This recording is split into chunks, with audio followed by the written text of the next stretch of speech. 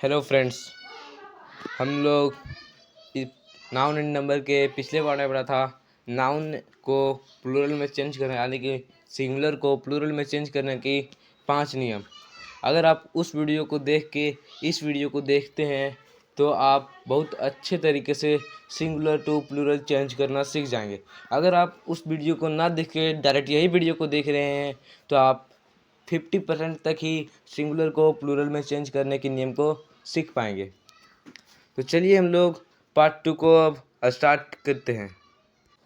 लेकिन उससे पहले अगर आप चैनल पर नए हैं तो मेरे वीडियो को लाइक कर दीजिएगा और चैनल को सब्सक्राइब कर दीजिएगा। आगे अगर आप इसी तरह के वीडियो को देखना चाहते हैं, पढ़ना चाहते हैं तो आप चैनल को सब्सक्राइब करके बेल आइकन को दबाना ना भूलिएगा। तो चलिए स्टार्ट करते हैं अब अपना क्लास। फ्रेंड्स, अब हमारा टॉपिक यहाँ पे आ चुका है, तो चलिए स्टार्ट करते हैं। लेकिन स्टार्ट करने से पहले मैंने बताया था पिछले पार्ट में कि हम लोग पिछले पार्ट में 5 तरह के रूल पढ़े थे सिंगुलर से प्लूरल में चेंज करने का। अब यहाँ पे हम लोग रूल नंबर 6 से स्टार्ट करते हैं। तो चलिए वीडियो को स्टार्ट करते हैं।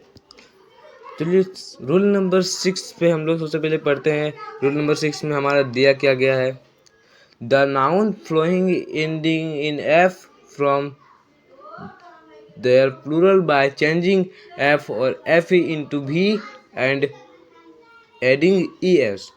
इसका मतलब है कि हम लोग अगर कोई सेंटेंस लेते हैं, मतलब कोई नाउन लेते हैं और उसके एंड में अगर f आ जाए या f और e आ जाए तो f और f e को हटाकर हम लोग वहाँ पे लिख देंगे भी और उसमें ई और एस को ऐड कर देंगे। जैसे कि यहाँ पे हम लोग का एग्जांपल में दिया गया है नाइफ। नाइफ में देखिए एफ ई को हटा करके भी लिख दिया गया है और उसमें ई एस को जोड़ दिया गया है। उसी प्रकार से हमारा नेक्स्ट एग्जांपल लेते हैं यहाँ पे थीप। तो देखिए यहाँ पे थीप में एफ को हटा करके भी को लिख दिया गया है और उसमें ई एस को ऐड कर दिया गया है। हमारा इसी तरह तीसरा एग्जांपल हो जाएगा वाइफ। वाइफ में देखिए यहाँ पे दिया गया है एफ ई को हटा करके भी लिख दिया गया है और उसमें ई एस ऐड कर दिया गया है। अब हम लोग रूल नंबर 7 पे ध्यान देते हैं। तो चलिए हम लोग देखते हैं रूल नंबर 7 में क्या लिखा गया है। तो रूल नंबर 7 में दिया गया है the noun draft hook a scrap and a scrap takes इधर एस और B E S in the plural. यानी कि इसका मतलब है कुछ नाउन के इंड में एफ तो आते हैं लेकिन वो अपने आप को प्लूरल बनाने के लिए एस का भी यूज करते हैं या तो फिर हम वो अपने आप को प्लूरल बनाने के लिए भी ई एस का यूज करते हैं। जैसे कि हमारा यहाँ पे एग्जांपल में आ जाएगा ड्राफ्ट।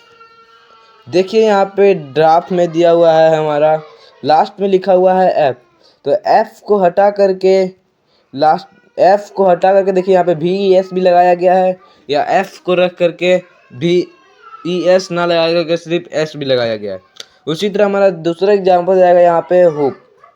हुप के देखिए लास्ट में दिया हुआ है एफ, तो यहाँ पे सिर्फ एस भी ऐड कर दिया गया है। और दूसरा तरह अगर बनाएंगे तो एफ को हटा करके भी ई एस का यूज किया गया है।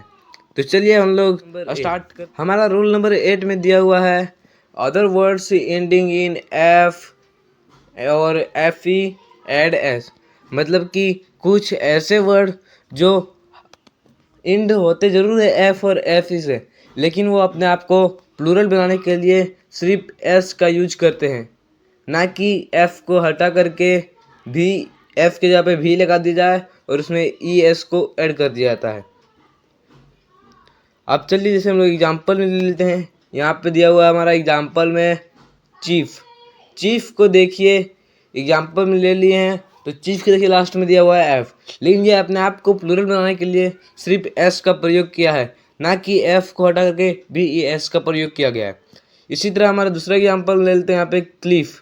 क्लिफ के देखिए लास्ट में एफ दिया हुआ है लेकिन यहाँ पे एफ को हटाए बिना ही लास्ट में एस का यूज किया गया है। इसी तरह हमारा तीसरा एग्जाम्पल ले जाएगा यहाँ पे सेफ।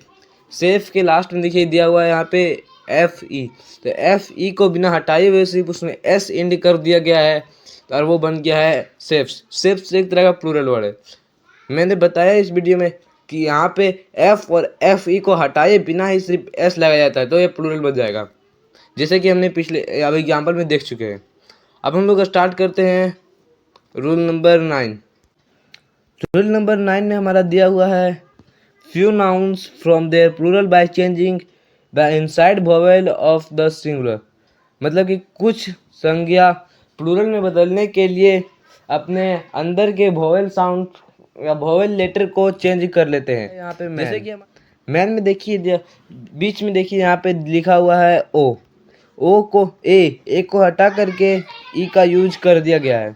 अब हम लोग दूसरा एग्जांपल लेते हैं वुमन में देखिए बीच में लिखा हुआ है यहाँ पे WOMAN, तो यहाँ पे ए को हटा करके ई का यूज कर दिया गया है, इसको प्लूरल बना दिया गया है।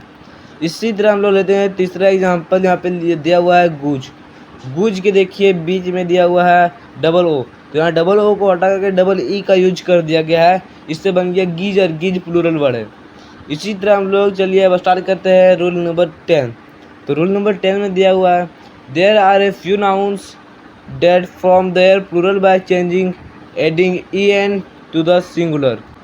इसका मतलब है कुछ नाउन अपने आप को प्लूरल में बदलने के लिए लास्ट में EN का प्रयोग करते हैं।